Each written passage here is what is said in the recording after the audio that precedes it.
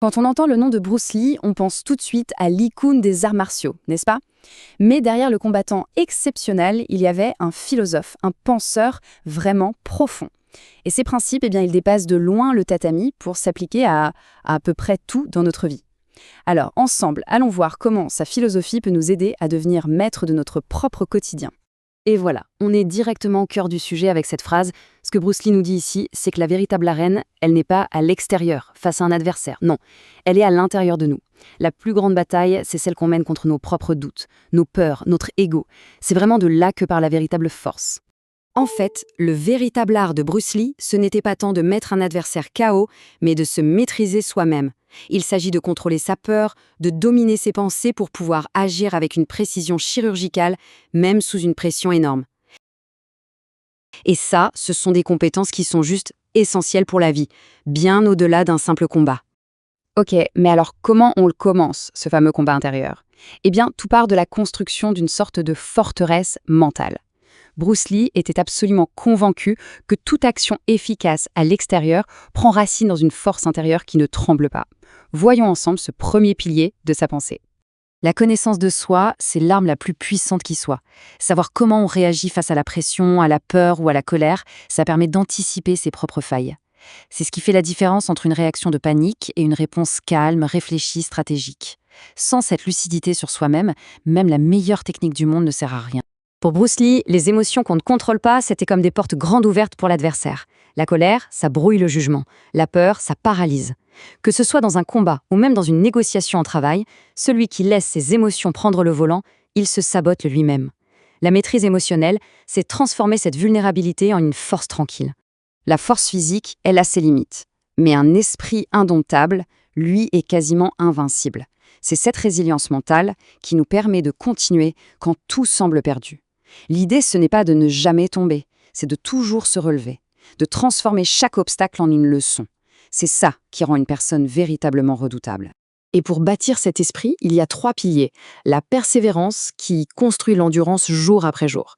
Le respect qui nous donne de la perspective sur le monde et les autres. Et enfin, l'humilité qui nous empêche de devenir arrogant et aveugle. Ensemble, ils créent un mental que presque rien ne peut briser. Bon, maintenant que la fondation intérieure est posée, comment on agit de manière efficace? On va explorer maintenant les grands principes qui guidaient chaque mouvement, chaque action de Bruce Lee. Ah, ça c'est sans doute sa métaphore la plus célèbre. Mais attention, ce n'est pas du tout une invitation à être passif. Au contraire, c'est une stratégie très active. Pensez-y, l'eau ne se bat jamais de front contre un rocher. Elle le contourne, elle s'adapte et elle utilise l'énergie de l'obstacle pour trouver son chemin. La différence est juste énorme. Une approche rigide, que ce soit mentalement ou physiquement, c'est fragile, ça casse. La fluidité, au contraire, elle transforme une contrainte en avantage. Ça permet de rester imprévisible et de transformer la pression qu'on subit en puissance. Pour Bruce Lee, la sophistication à l'excès, c'était un piège. La véritable efficacité, elle vient de la simplicité.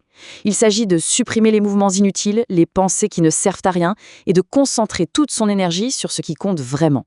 Et là, l'action devient directe, rapide et redoutablement efficace. C'est une bonne question, non? Prenons un instant pour y penser. Dans un combat, comme dans la vie, le succès se joue souvent à un cheveu. Une seule seconde d'hésitation, un minuscule temps de retard et hop, l'opportunité s'est envolée. Et ça nous amène à un point qui est absolument crucial. On le voit très bien ici. La force brute, ça a ses limites. La technique, c'est déjà beaucoup plus efficace. Mais rien, absolument rien, ne surpasse un timing parfait. Et attention, on ne parle pas seulement de la vitesse du geste, mais de la vitesse de perception. Être capable de lire la situation et d'agir à l'instant T, au moment précis où l'action aura le maximum d'impact. Ok, on a la fondation intérieure et on a les principes de l'action. Maintenant, comment on assemble tout ça face à un défi concret? C'est la dernière étape, la maîtrise de l'engagement. Bruce Lee n'a jamais opposé l'attaque et la défense. Pour lui, c'était les 2 faces de la même pièce.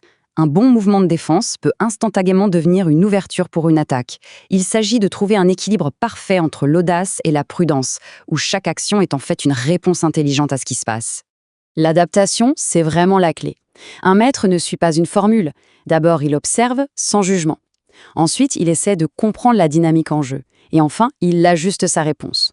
Ce processus en 3 étapes, on peut l'appliquer à n'importe quel problème. Et ça nous aide à passer de la rigidité à la flexibilité. La vraie maîtrise, au fond, c'est ça. C'est abandonner son ego, abandonner ses schémas préconçus pour faire face à la réalité de l'instant. Il ne s'agit pas d'imposer sa volonté au monde, mais plutôt de danser avec la situation telle qu'elle se présente. Mais alors, comment est-ce que toutes ces leçons s'intègrent dans notre vie de tous les jours? Bruce Lee nous rappelle que le monde entier est notre terrain d'entraînement. Chaque interaction, chaque défi est une occasion de s'exercer. Pensez-y, la fluidité face à un client difficile, le contrôle de ses émotions pendant une conversation tendue en famille, l'esprit indomptable face à un projet qui part en vrille. Tous ces principes ne sont pas du tout abstraits, ce sont des outils très concrets pour naviguer dans la complexité de notre vie moderne. On ne devient pas un maître en lisant un livre ou en regardant une vidéo. Le vrai changement vient de l'application au quotidien. Il faut commencer petit, peut-être par une seule action consciente par jour, et laisser la répétition transformer petit à petit notre approche de la vie. Alors pour terminer, la question n'est pas de savoir ce que Bruce Lee a fait, mais plutôt ce que nous, on va faire. Quel est ce combat, intérieur ou extérieur, qui demande notre